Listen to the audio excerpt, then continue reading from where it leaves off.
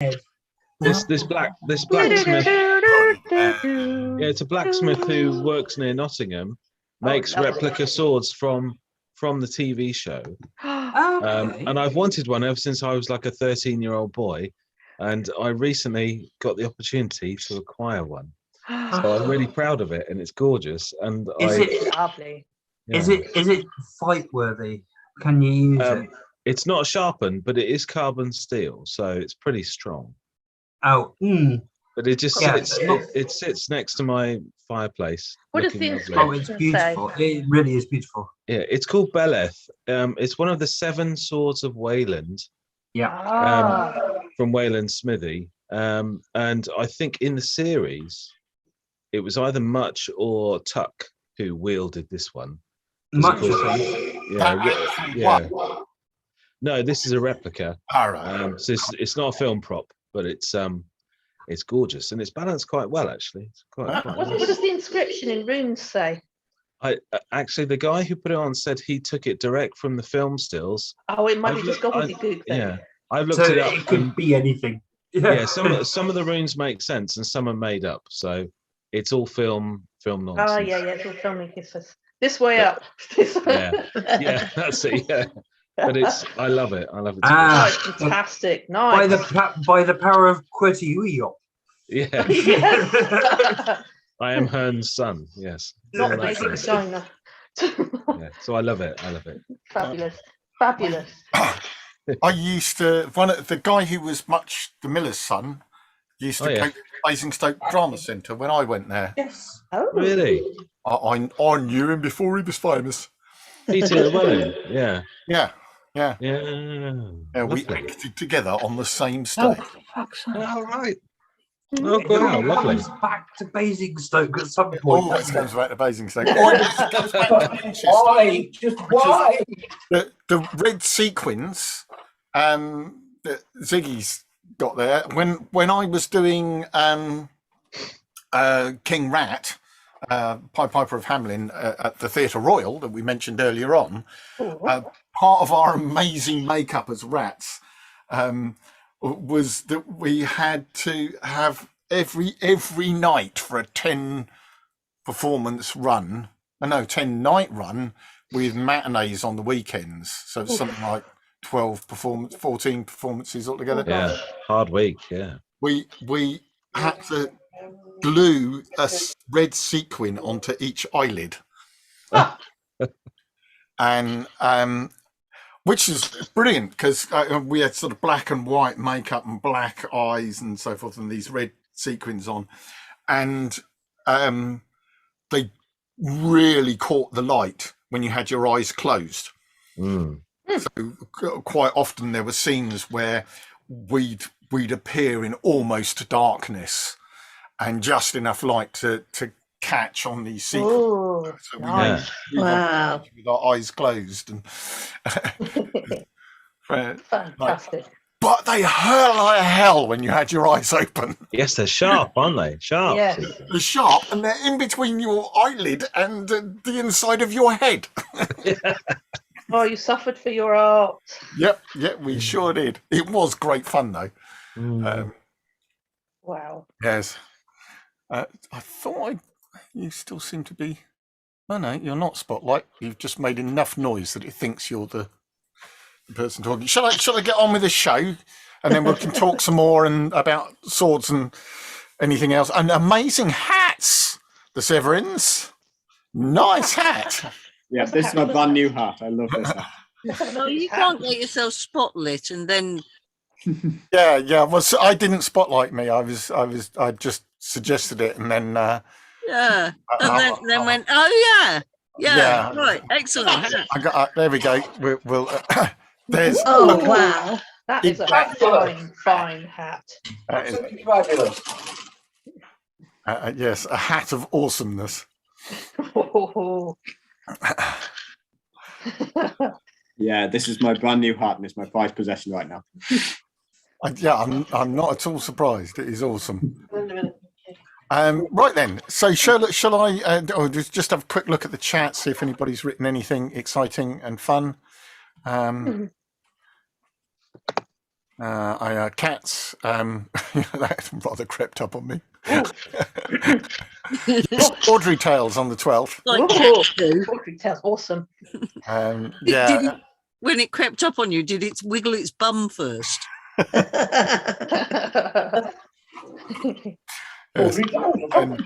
Yes, Mr. Richard Mathewson, you can blame him for Tawdry Tales. It was his suggestion.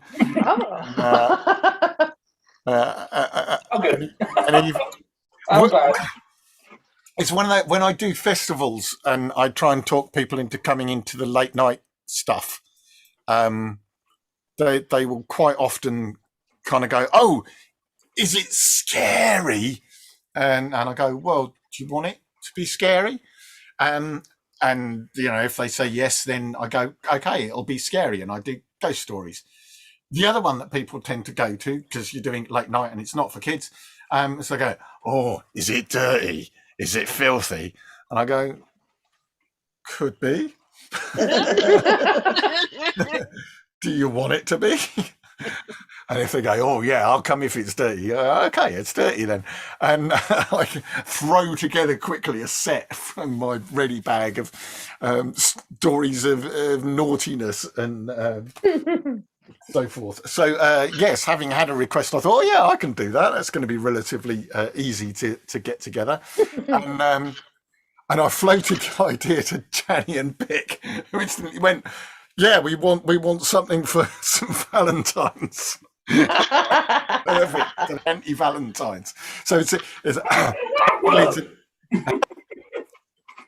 yes, it's an anti-Valentine's gig, filled with no romantic stuff. Good. Bawdy Tales and Bawdy Ballads. Tawdry Tales. Bawdy Ballads is a very easy place to go, but then I have to sing for a long time. Okay. Yeah, let's not do that. Yes, Tawdry Tales, and I thought Terrible Trysts might be the or Torrid Trysts. That's the one, isn't it? Torrid. Yes. So Tawdry Tales and Torrid Trysts with the travelling talesman. Oh, yes. There are enough cheese in there for you. That for a couple of pints. Just about. Have a tea, Vicar. No thanks, make me fart. I forgot what the hell I'm supposed to be doing now. Storytelling. Something about trees. So back to trees, which also begin with T. So it's a good segue there. God, I spent ages tuning up the lyre, so it sounded absolutely gorgeous, and completely forgot that I was going to play it for Nin Sun climbing her tower.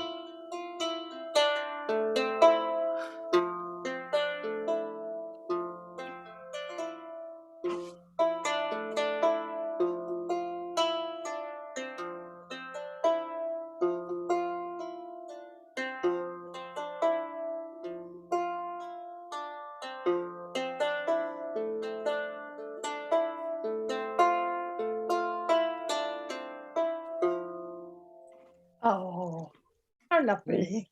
Pretty. Isn't it? I thought I'd justify it. Yeah. There was a sultan, and he decided to go one day out and travel through his lands and look upon his people and that sort of thing. And he went off with his vizier. They were carried along in some form of conveyance, possibly sedan chairs. Might be the vision that you wish to conjure. And they went through the land and saw the people, and they went out into the country, and they were travelling through the country, and they saw ahead of them a very old man by the side of the road, and they could tell he was old because he was stooped and bent and almost so thin and drawn that you could see his bones, and they could tell he was of a great age. His beard was longer than mine and hung down by his very knees, and he was planting a tree. And the Sultan turned to his vizier and he said, did you just see that fellow? It strikes me as odd that he's planting a tree at that great age when he can never hope, surely, to see any benefit from it. He'll be long dead before it's grown. Let's stop. And the conveyance stopped, and the vizier got out, and the sultan said, "Go and ask him what it is, what he's about, planting a tree at his age." So the vizier went to the old man, and he said, "Excuse me, but the sultan's quite interested. He wants to know why you're planting a tree that you can never expect to benefit from." And the old man said, "Well, I'm planting it for Allah, and if he wishes, then I may get to blaze in its shade, and I may not. But who is to say, apart from the Great One himself? It is his tree. Maybe I will live to enjoy its fruits." And Vizier went back and gave this answer to the Sultan. And as he was doing so, the old man called away, "And, of course, if I am gone, then its benefits will go to some other. And that is a good thing in itself."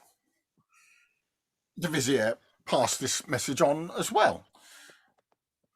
The Sultan liked the answer, and he took a gold piece and he gave it to the Vizier and said, "Yes, do go and give the old man a gold coin. I like his answer." So the Vizier went back, gave the old man a gold coin. He said, "There, for your troubles, have a gold coin." The old man held it up, said, See, my tree has borne fruit on the day it was planted." The Sultan liked this answer and gave the Vizier another golden coin, who gave it to the old man, said, "It's an amazing tree. It's brought on the day it was planted." The Vizier liked this answer and gave the Sultan liked this answer and gave the Vizier another golden coin. 3 fruits on the day it was planted? Who could have ever expected such a thing? Thus I am vindicated for my work, despite my advanced age. I think I might invest in more trees. So the Sultan and the Vizier went on their way, and the old man was very pleased with the tree that bore fruit on the day it was planted.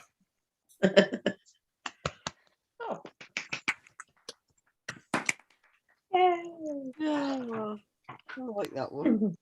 It's nice, isn't it? It's nice. It's a nice little story. Yes, yes.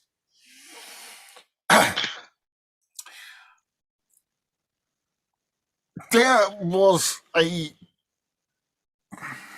businesswoman. She lived in a house quite a long way out of the town.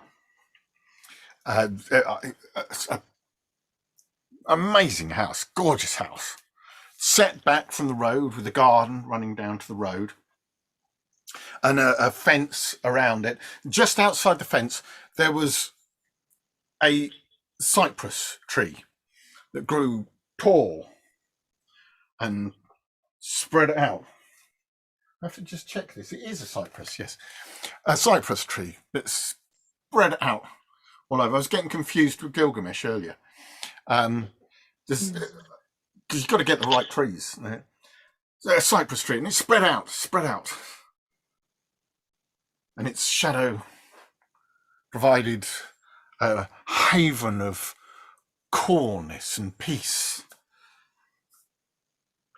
in that hot land. Now, roughly the same distance as the house was from the town, there was a small village. And so this house and this tree were halfway in between. Now, the businesswoman who lived there, she was rich. And that's not a bad thing in itself, but she was one of those rich people for whom being rich is a thing in itself. As an example, in the living room, there were delightful leather sofas that were polished and stuffed with softness so that one could sink into them in great comfort, and they were detailed with lovely paintings upon the corners and the edges and the arms, and the feet were carved. They were in every way exquisite. You weren't actually allowed to sit on them. For show only. In between the sofas, upon the floor, was a carpet, a rug. It was big, it was deep pile, it was imported. It had been made with exquisite care, and the pictures and images woven into it seemed to even have a life of their own and move as the light flickered across them. It was a delight in every way, warm, deep, lush. You weren't allowed to put your feet on it. The only thing upon it was a table, a nice low table, on the rug, between the sofas. Exquisitely carved. There were elephants at the corners holding it up with their heads, and monkeys climbed trees, and filled with all sorts of exotic animals carved out of a single tree trunk. It was a wonder. Weren't allowed to put anything on it.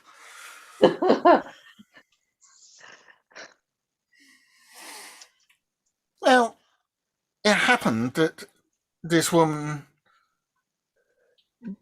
considered the cypress tree that grew outside her fence to belong to her, even though it was outside of her fence.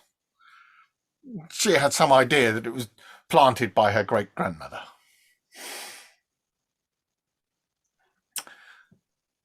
So it happened that there was a peddler who lived in the village, and she made her way to the town to go to the market to sell her wares. And she stayed there at the market all day, selling her various trinkets and jewels, and little rings and bracelets that she had made or acquired. She gathered all the things up at the end of the day and began the long walk back home. On the way, it was a hot day and the road was dry and dusty, and she saw the tree, the cypress tree, with its cool shade. She sat down on the bank beside the cypress tree and then took out her cloths and her bags and started just doing a little bit of accounting, checking out how much she'd made, what she'd sold, what she needed to replace. The rich woman in her house saw the peddler under the tree. She came running down through her garden, running down. You there! Get out of it! You can't sit under my tree! Get out of it! You can't sit in that shade! It's my shade! Get off! Go! the poor woman was so shocked at being shouted out like this that she just grabbed her stuff up as fast as she could, making sure she hadn't dropped any, and ran. Didn't even put it back into her pack, held it in her arms, sprinted off up the road.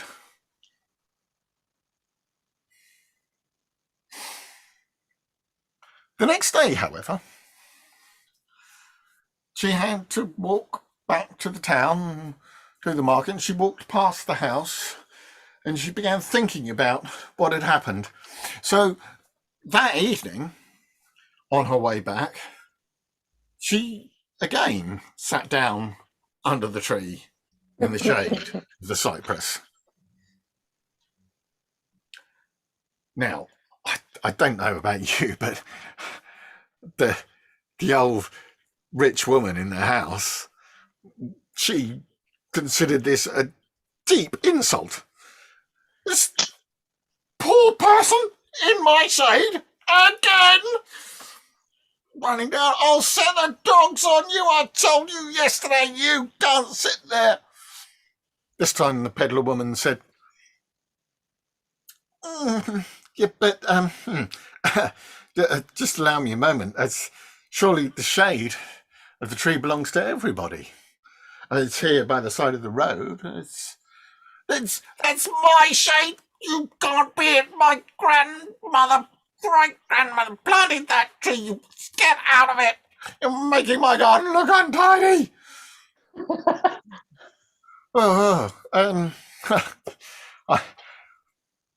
We're both business women. I'm sure we could come to some arrangement here. What are you talking about? Well, I have a trade. You have a trade. We both understand the business of deals and money. It suits me very well to be able to sit in the shade of this tree. And you say it belongs to you and only to you. Well, how about if I were to buy the shade of the tree from you? Keep talking. Maybe if I gave you 20 pieces of silver.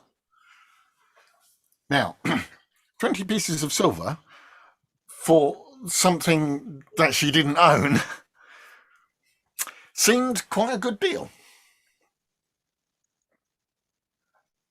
She thought about it for a moment, said, very well, you may buy the shade of the cypress from me for 20 pieces of silver. Give them here. No. If we're going to do this deal, we must do it properly. It must be a proper legal deal. We should get it notarized. We'll go into the town, get a judge to draw up the contract. Do we really need to do all of that? I think we should. You know, we're both business people. We understand the value of a contract. Oh, right. So off they went into the town. There they found a judge who wrote out 3 copies of the contract, and all 3 of them signed all 3 copies, and the judge kept one, and they took one each. And so the peddler, she took possession of the shade of the cypress, and whenever she was walking back from the town, she sat in the shade and enjoyed it.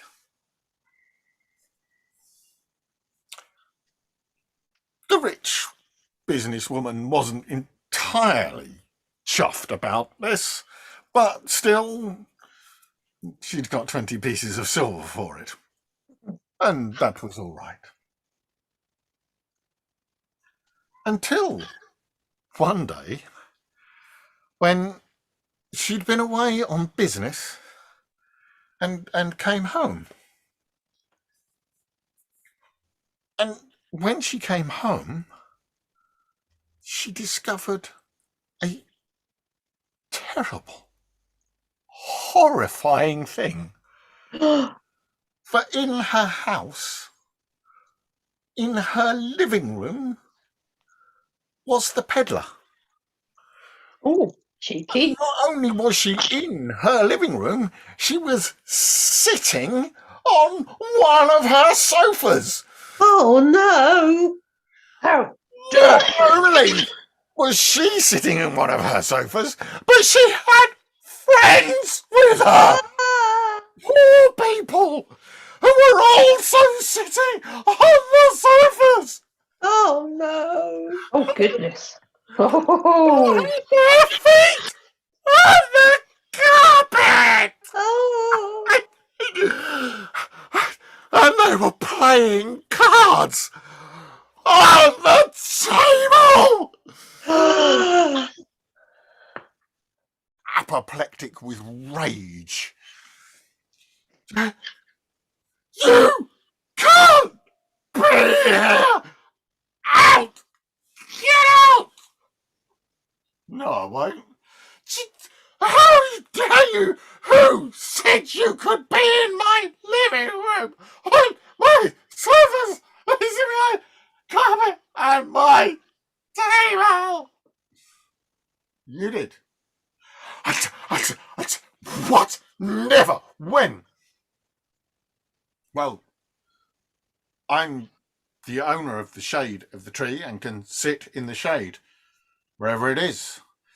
And at the moment, that shade is falling on your house. No. So I'm allowed to sit in the shade of the tree while it's on your house. Oopsie daisy.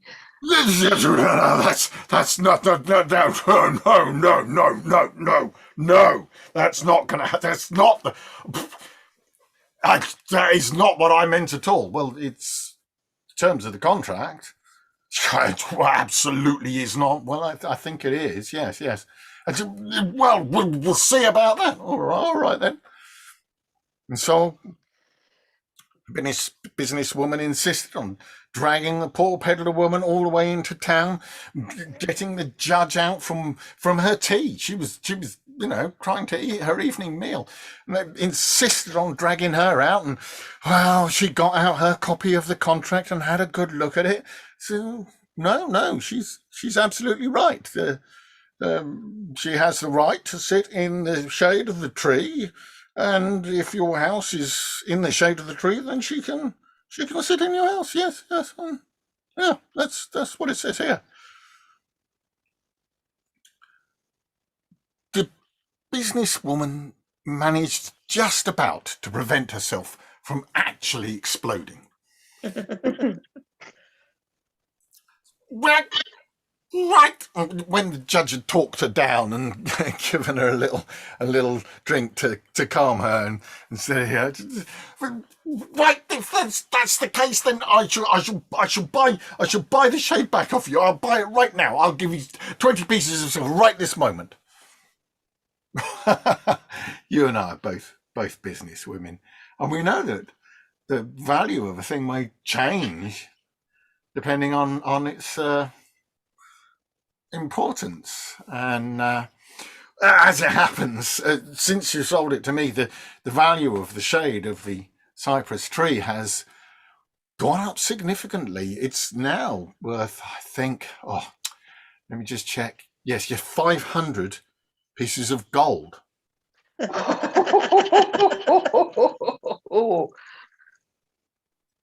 rich woman spluttered and argued, but the peddler stuck to her price. And so in the end, she sold it back to the rich woman for 500 pieces of gold. Back she went to her own village, where she was able to buy a house and open a shop. Never needed to walk along the road or use the shade of the cypress again.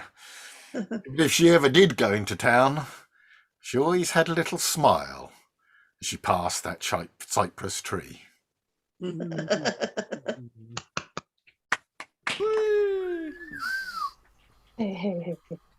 That reminds me of the story. There was a story I think you must have told at some point of someone who sat in the shade of a donkey,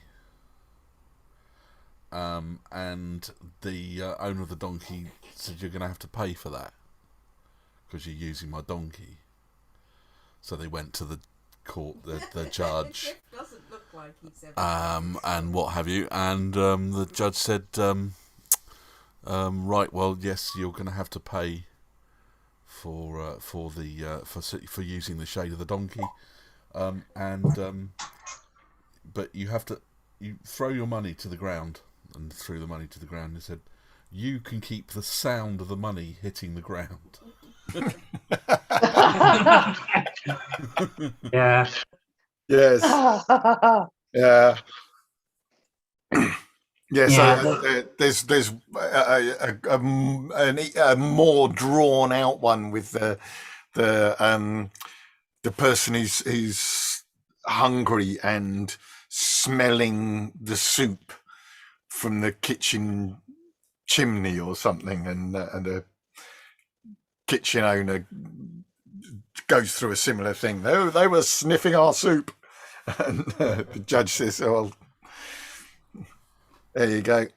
You've heard the money." Yeah.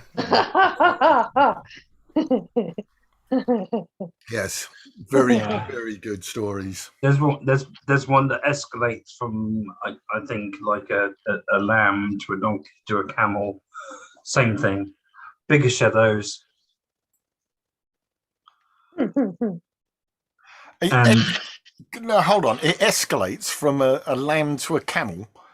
no, a lamb Yeah. to a goat to a Llama? donkey, and then to a camel. How does it escalate? Oh, bigger shadows. Oh, right. Yeah. So they're buying bigger shadows. Fair enough. That are literally like the drover. It's a simpleton story. It is a simpleton story where he goes, yeah. Oh well, I can't sell these because they belong to blah blah blah blah blah. But you can buy their shadows. So, yeah, I got to say, Bick, it wasn't me. Where I heard that, Mike O'Leary, maybe. The Shaggy defence. Yeah, could have been Jason, possibly. No, it was before we met Jason. Might be Mike O'Leary. It's almost certainly a Mullah Nasruddin story. It reminds me of one where the Mullah is he goes out for a ride on with the Sultan, and they give him a rubbish horse or a donkey or something, and it rains, and they all ride off, and the Mullah simply gets off his horse, takes off all his clothes, sits on his clothes under the donkey. And then when it stopped raining, he gets dressed and rides back, and they go, "How are you dry?" He gives them some totally specious answer, having taken his time and come back between the raindrops. Yeah. They kind of cross over into the sort of European Jack stories. Yes. Where, Jack just does well because he's fucking idiot, basically. Yeah. Do you know the purple joke? Is that the one about the little purple man? I'm just reading the text stuff, the chat. Who's that? No, it's about a purple princess. Purple princess? Yeah. Go on. Do you want me to do a really short version of it? Do a short version, because I bet it's the one I do know, and it's on forever. The one that I heard, you can get it going for like half an hour. Yes. But that's really up to the storyteller to do. So it is a joke, and you start off with like there's a purple princess and purple kingdom, and all. You describe everything as purple. Purple, yep. So purple is the most important word. So you describe absolutely everything in purple. Purple mountain. Princess talks to her purple father, the purple king, and purple kingdom. And she's just like, "No, I don't want to marry any of these princes that you give me." Describing them in all their purple ways. She runs off to the purple forest and needs to describe the animals in the purple animals in the purple way that they live their purple lives. She meets the purple woodsman who cuts down purple trees. Has a baby, gets married and has a baby, has a lovely purple wedding. I'm suspecting at some point during the birth, it's going, that's not purple. Eventually, the Purple King finds the Purple Princess, captures the Purple Woodsman and their purple baby, takes them back to the Purple Castle, and has this huge purple trial about throwing what to do with the Purple Woodsman, whether to kill him or put him in the prison or whatever. And the Purple Princess is going, oh, but father, I love him, all that sort of stuff. And he goes, fine, I won't kill him, put him in prison instead. So the Purple Guard takes the Purple Woodsman, takes him to the jail, throws him in and goes, Indigo. Oh. that was awful. Oh, that's great. So you can imagine a really good storyteller telling this story for about 30 minutes. Yes, and then you're all drawn in, what's going to happen? I have done that. Mine didn't have a princess in it. The version you've heard is even longer than the version I know. And as you say, the version I know in the dark stretched out far. Yeah, that was a really short version of that, and that was still pretty long. Yeah, in the woodman kills one of the king's little purple deer. Yeah, or manages to defeat one of the princesses that was sent after her, or you can make this a whole thing, and then of course you just got to get to that punchline. Indigo. Yes. Yeah. Oh. Brilliant. Yeah. Thank you very much. No, weirdly, there are an awful lot of those, because I think they originated as basically bar talk, as in soldiers and people who were told blue jokes rather than indigo jokes. that eventually became folk songs, even like the Cuckoo's Nest, which is a wonderful folk song, all about, Cliff knows the Cuckoo song. Yeah, Cuckoo's Nest, bonny black hair. Yeah. Yeah. So plenty of like the Indigo one. That there are plenty of, that's the basic roots of an awful lot of stories and songs more particularly, because soldiers need something to march to, and they also need something to sort of give them a bit of brain relief from the fact that they're going to get killed. Deep joy. I thought it was a very moving story. I do know another one. Therefore, we'll have to get Violet with you. I know another one that has a long story, but again, it's another pun. Nothing to do with colours. Nothing to do with colours. Actually, it's a little bit of maths. Actually, have we got any more trees? No, this has all been very timely. People gently off the end of the trees. I've told you your last tree story, almost exactly 10 minutes past, and sorry, you're left with the weirdos telling weird things about purple. Yes. I could do a good one about knights if you like. Was it a dark night? No, about knights, that sort of stuff. Yeah. Go on, give us another bad pun. Another pun one. Okay, so this is another one that you can draw out, but I'll do a summary. So there's 3 kingdoms around a lake, and that lake is a perfect triangle, and they're all fighting over who has the rights to this lake. So you have the first kingdom, and you can go on about how great their warriors are, their horses, their their tactics, everything that they have, how they live. You can go on about how great they are. They are the best kingdom. And then there's the second kingdom. They're middling, so you can go on about how average they are and all that sort of stuff. And then you have the third kingdom, which is a very poor kingdom. So one of the things that you have to talk about is the meals that they have before the battle to determine who has the rights to this lake. So the first kingdom, they have a feast and all the finest wines and all that sort of stuff. And second kingdom, they have a hearty meal of a lot of meat and mead and all that sort of stuff, and very average sort of thing. The third kingdom, because they just have one knight with one squire. It's a very simple meal where you tie like a cold, like a sort of pot over a fire with a rope. It's a very simple meal. But the next day, the first kingdom, they're far too hungover to fight. The second kingdom, they're far too hungover to fight. The third kingdom, the knight was far too old to fight, so the knights can't fight. So it's the squires. The squires have to fight to determine who has this lake. So at the end, they all fight, and you think that the first kingdom is going to win because they've got the best of everything.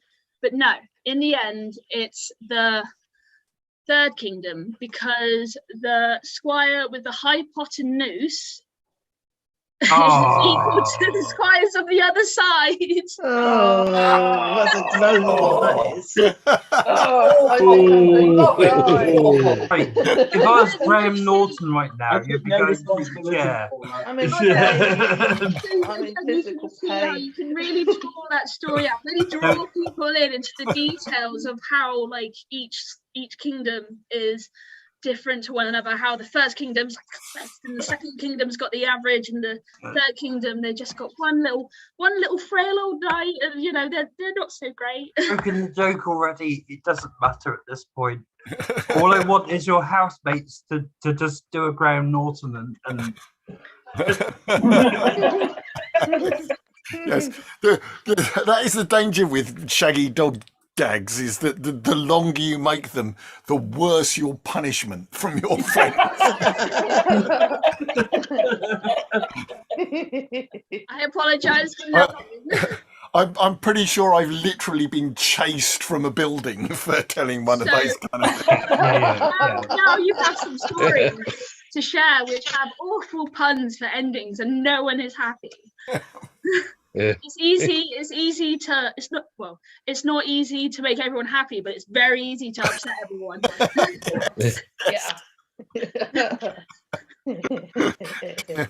Deeply, badly, and permanently. And sorry.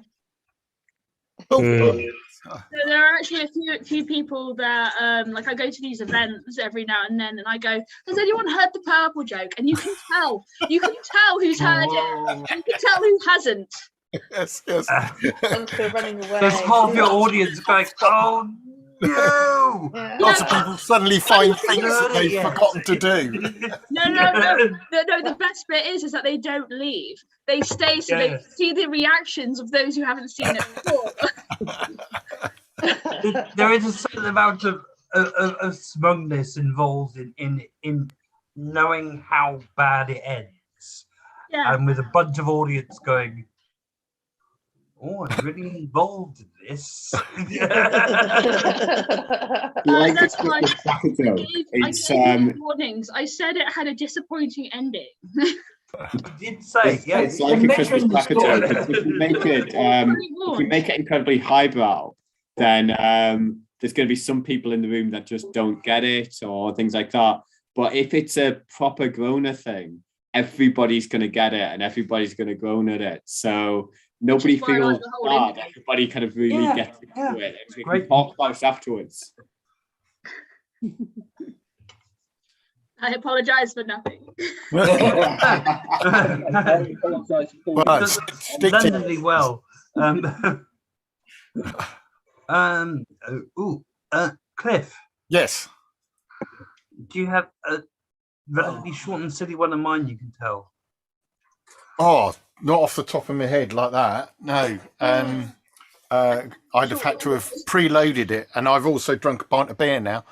Anna. Of unspecified gravity, because it comes from my own barrel where I did brew it myself. Ooh. And I think it's reached strong. Strong I beer may be thing. wrong, but yeah. Yes, no, I don't. Do I have any? No, I don't have any of yours at the tip of my tongue. If you wanted something more from me, I did have a thing prepared. Ooh. In case it became a requirement. There was one time when I saw you. Where was it? That was Castle. the castle tap. Yeah, and you were reciting.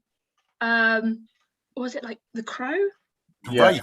The raven. The Raven. Oh, And then yes. someone interrupted you because you said something slightly wrong. But I was like, I was enraptured. I was there like, and then. It has to be said that Cliff should know by now the raven backwards, forwards, upside down, and on his head. It was one slight little thing, and like no one would have noticed, but someone just had to ruin the rhythm of it. Like I was. Okay, now do Jabberwocky in cant.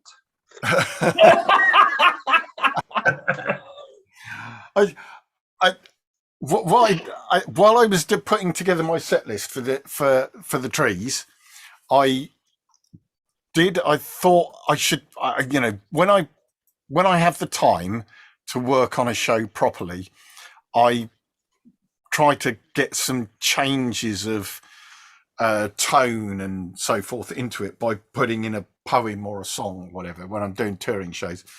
And I thought, I could do with a poem in this. And I made a note on my set list that said hedge. I thought there's something there. I back of my mind, and I went hunting, and I found in this book, which is called Walker's Golden Reciter. Oh gosh, and I think I had a good bit of that. The state of it is because this was published in 1888. Wow. It came into my hands in 1988, exactly 100 years later. It had been rescued from a house that was being demolished that belonged to Christchurch College in Oxford, but had been lived in by my mother's family, the Watts family, who it was ceded by Christchurch College to the Watts family so long as the Watts shall live there. And rather annoyingly, my grandparents died and turned my mother into an orphan while she was quite young. And she was shipped off, and their house was lost to the family, which was a bit of a shame. But before it was demolished, the local vicar went in and kind of did a tidy up run and picked up some bits and pieces that were lying about in the attic or something, and kind of somehow got in touch with Mum, and she took me to go and see the pile of rubble that was left of the house, and say, I used to live there, and it was in the middle of Oxfordshire somewhere, and the vicar showed us this box of tat that he'd rescued, and in it was this book, which obviously belonged to one of my relatives on my mother's side at some point. Wow. And is part of the story of me becoming a storyteller. It was discovering recitations within this, and that idea of just standing up and speaking as performance that I kind of that helped me along my way. But yes, and I when I came hunting for because of this thing that I thought trees, forests, hedges, there's something there. The poem, the story of Goody Blake and Harry Gill. It says a true story underneath the title. Oh, what's the matter? What's the matter? What is that ails young Harry Gill? That evermore his teeth they chatter, chatter, chatter, chatter still. Of waistcoats Harry has no lack, good duffel coat and flannel fine. He has a blanket on his back, and coats enough to smother 9. In March, December, and in July 'tis all the same with Harry Gill. The neighbours tell and tell you truly, his teeth they chatter, chatter still. At night, at morning, and at noon, 'tis all the same with Harry Gill. Beneath the sun, beneath the moon, his teeth they chatter, chatter still. Young Harry was a lusty drover, and who so stout of limb as he? His cheeks were red as ruddy clover, his voice was like the voice of 3. Old Goody Blake was old and poor, ill-fed she was, and thinly clad, and any man who passed her door might see how poor a hut she had. All day she spun in her poor dwelling, and then her 3 hours' work at night. Alas, 'twas hardly worth the telling, it would not pay for candlelight. This woman dwelt in Dorsetshire. Her hut was on a cold hillside, and in that country coals are dear, for they come far by wind and tide. By the same fire, to boil their pottage, 2 poor old dames, as I have known, will often live in one small cottage. But she, poor woman, dwelt alone. 'Twas well enough when summer came, the long, warm, lightsome summer day. Then at her door the canty dame would sit, as any linnet gay. But when the ice our streams did fetter, oh, then how poor old bones would shake. You would have said if you had met her, 'twas a hard time for Goody Blake. Her evenings then were dull and dead. Sad case it was, as you may think, for very cold to go to bed, and then for cold not sleep a wink. Oh, joy for her, when ere in winter the winds at night had made a rout, and scattered many a lusty splinter, and many a rotten bough about. Yet never had she, well or sick, as every man who knew her says, a pile beforehand, wood or stick, enough to warm her for 3 days. Now, when the frost was past enduring, and made her poor old bones to ache, could anything be more alluring than an old hedge to Goody Blake? Now and then, it must be said, when her old bones were cold and chill, she left her fire and left her bed to seek the hedge of Harry Gill. Now Harry, he had long suspected this trespass of old Goody Blake, and vowed that she should be detected, and he on her would vengeance take. And oft from his warm fire he'd go, and to the fields his road would take, and there at night in frost and snow he watched to seize old Goody Blake. Once behind a rick of barley, thus looking out did Harry stand. The moon was full and shining clearly, and crisp with frost the stubble land. He hears a noise, he's all awake. Again, on tiptoe down the hill, he softly creeps. 'Tis Goody Blake, she's at the hedge of Harry Gill.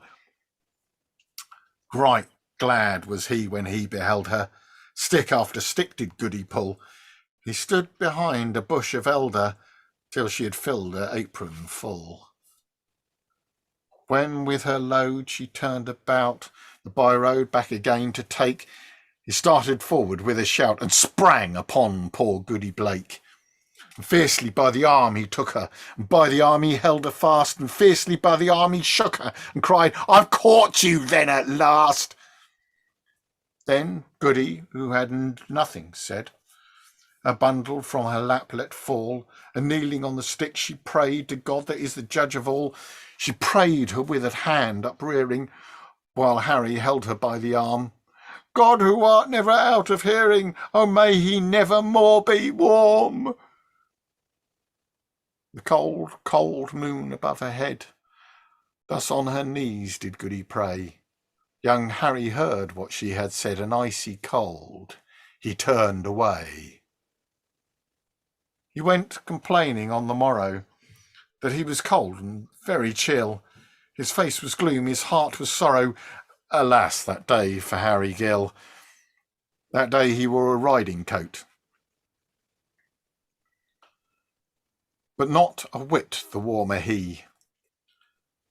Another was on Thursday brought, and ere the Sabbath he had 3. 'Twas all in vain, a useless matter, and blankets were about him pinned, yet still his jaws and teeth they chatter like a loose casement in the wind.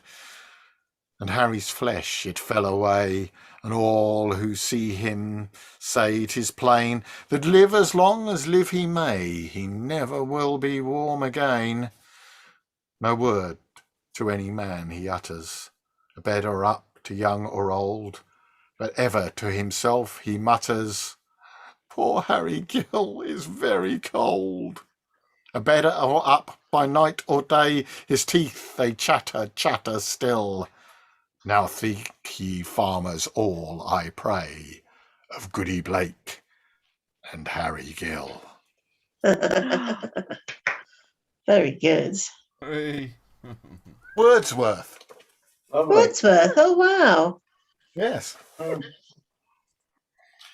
There you go. There was the little extra I prepared in case I ran out of time or whatever.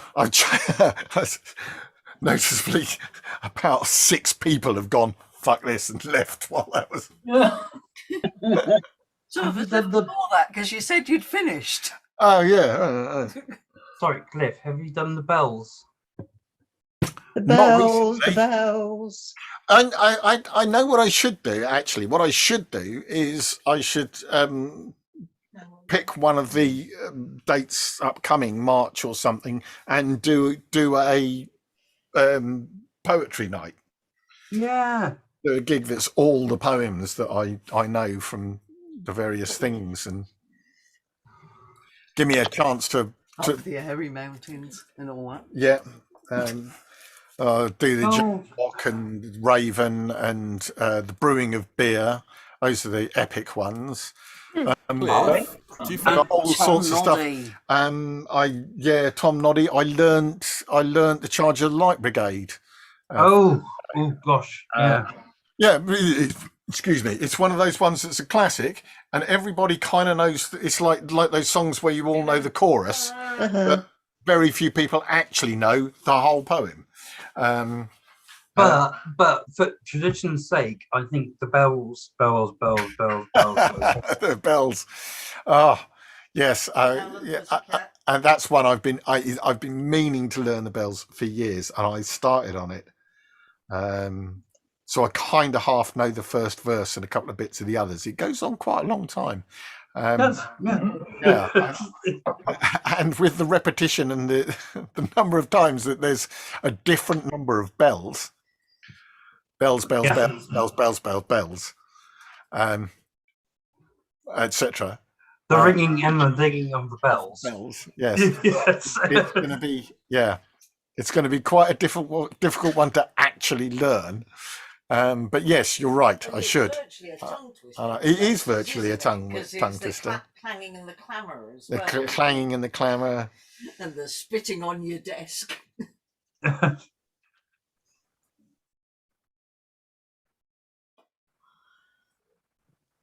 Night, Liz. The one that isn't Hey Diddle Diddle. Oh yes, they're Tolkien, the original Hey Diddle Diddle. Yes, yes. So do a Yeah, that was people saying goodbye, wasn't there? Not the man in the moon. Maybe I'll do that. For cats. Yes. There is an inn, a merry old inn beneath Noel Grey Hill. There they brew a beer so brown, the man in the moon himself came down one night to drink his fill, etc. Now that ties directly into the The ostler keeps a tipsy cat that plays a 5-string fiddle. Right, there is a cat in it, yes. No, it's not. the haymakers over in Devises area, where they hid the contraband alcohol in the lake. So it's the Moonrakers. Oh, is it a Moonrakers thing? Yeah. Well, I never knew that. Yeah. Yes. They make up utter nonsense. Yes. Because like the SIS man would come around and say, "Yeah, what are you doing? Oh, we're raking the moon off the lake." Yes, yes. As Liz has gone, I've just seen her chat. She typed out a large chunk of the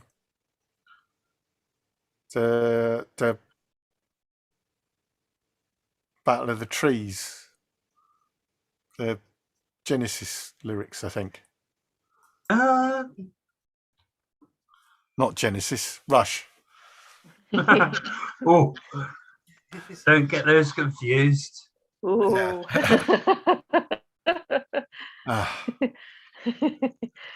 Right. Anyway, yes, I'm gonna go and get myself another beer. Talk amongst yourselves. Oops. I just walk on. Oh, boom. I think I'll pop off now. So bye, peeps. Night, Ziggy. Bye, everybody. Bye, Ziggy. Bye. Ziggy. And I'm going as well. Take care now. Thanks for a lovely evening. Really enjoyed it. Thank you. Bye. Hi, Julie. Tread on you again. And then there were 11. Wow. Yes. I don't know how long I'm going to last. I'm beginning to get, my knees are beginning to get tired. I'm kicking Boone stuff. Oh, it's a buff. I want to buff the nose. He's a good boy. Boom, boom, boom, boom. Boom, boom, boom, boom, boom. Where is it? I want to find the one. Sure, it's this one. Look, the Which one book? where it's the Egyptian You're here now. and the gag is that he wanted shit and she serves up.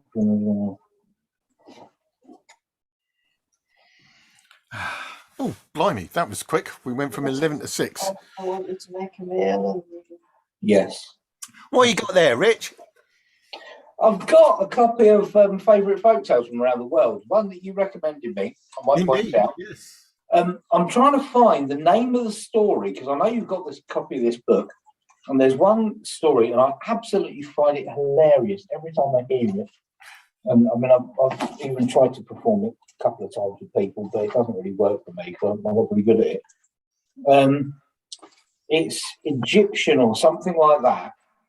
And the gag line of the entire story is that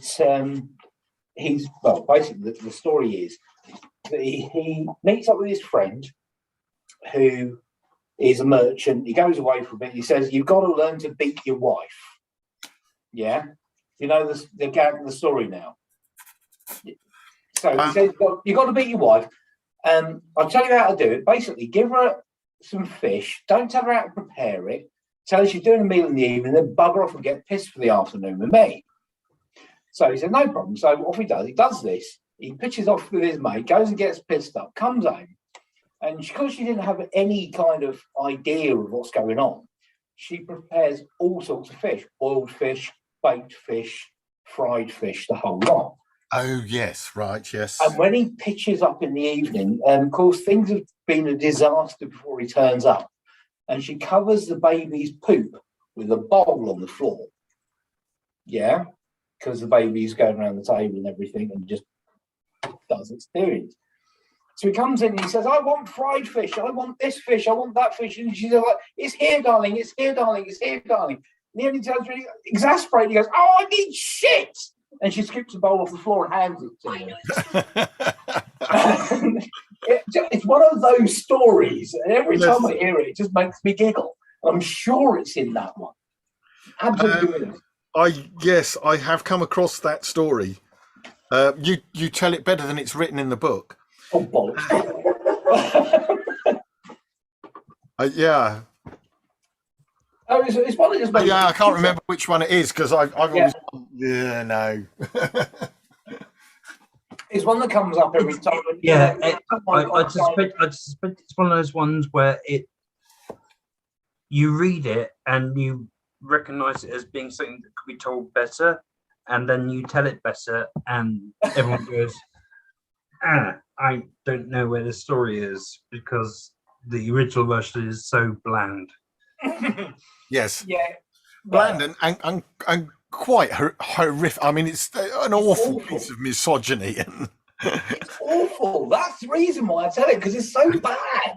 It's horrible. And these people's names have been lost to history because they're such nasty people.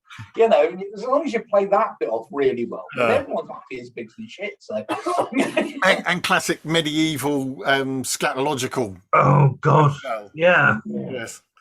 There's an entire period of history which reaches into from like about the late to mid hundreds through to about 1760, particularly in Germany, where it's all poop jokes. Yeah. There was a lot of shit floating about, let's be honest. Considering how much it was a kind of constant daily item. Yeah. Medieval comic tales, about 50% of this book is shit. Yeah. Quite literally. Yeah. Most of the rest of it is sex. Even Shakespeare in his serious plays put in a lot of poop jokes. It didn't really go away until sanitation was one of those things that everyone had. You know, that's the thing. Yes. I cannot say how much it moved me bodily when when Patrick Stewart quoted from the last play, the one with the Mitch brain.